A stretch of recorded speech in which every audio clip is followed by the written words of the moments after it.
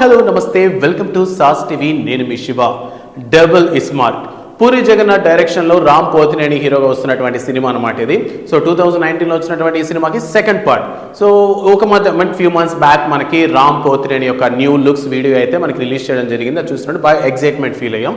So ప్రస్తుతం ఈ cinema shooting వేగంగా పూర్తవుతుంది అనమాట. సో ఉగాది నేపథ్యంలో ఈ సినిమా అయితే రిలీజ్ కాబోతుంది.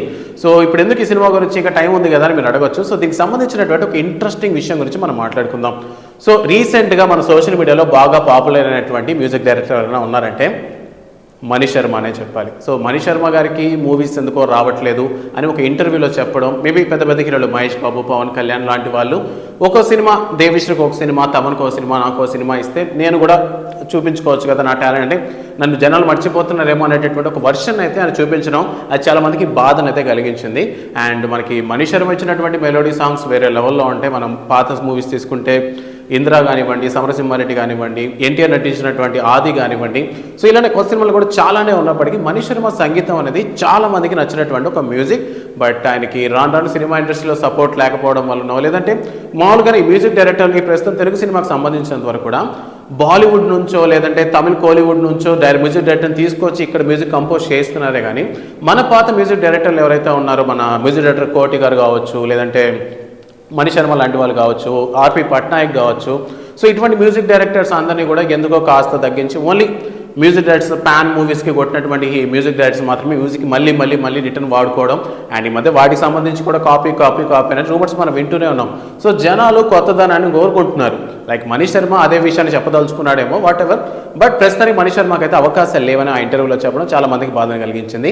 సో మనందరికీ మళ్ళీ ఒక మంచి మణి శర్మ సంగీతం వినే అవకాశం కల్పించారు మన పూరి జగన్నాథ్. ఎస్, ప్రస్తుతం ఇస్మార్ట్ శంకర్కి సెకండ్ పార్ట్ అంటే సీక్వెల్ రాబోతున్నటువంటి మూవీ డబుల్ స్మార్ట్ అనమాట. సో ఈ సినిమాకి మణి శర్మ గారే సంగీతం అందించబోతున్నారు. సో పూరి జగన్నాథ్ గారికి ఒక మంచి మనసు ఉంది అనేటటువంటి విషయం మనకి ఈ ఒక్క న్యూస్ ద్వారా చాలా మంది మనసును గెలుచుకున్నారని చెప్పాలి.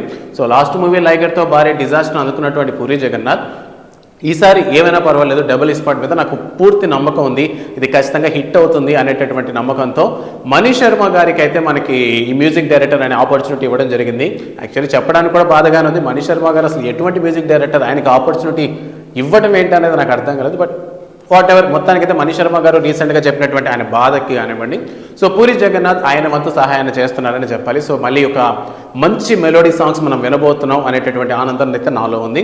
సో మీరేమనుకుంటున్నారు? ఇన్ కేస్ మీకు నచ్చినటువంటి మ్యూజిక్ డైరెక్టర్స్ ఎవరు? నాట్ ఓన్లీ ప్రెజెంట్లో ఉన్న వాళ్ళని కాదు, సో తెలుగు ఇండస్ట్రీకి సంబంధించి వరల్డ్ మ్యూజిక్ డైరెక్టర్స్ ఎవరైనా మీకు నచ్చుంటే ఆ విషయాన్ని కామెంట్ సెక్షన్లో మెన్షన్ చేయండి. అండ్ పూరి జగన్నాథ్ మంచి మనసు కానీ మీకు నచ్చితే వీడియోకి లైక్ చేయండి. And don't forget to subscribe sauce TV. Thanks for watching.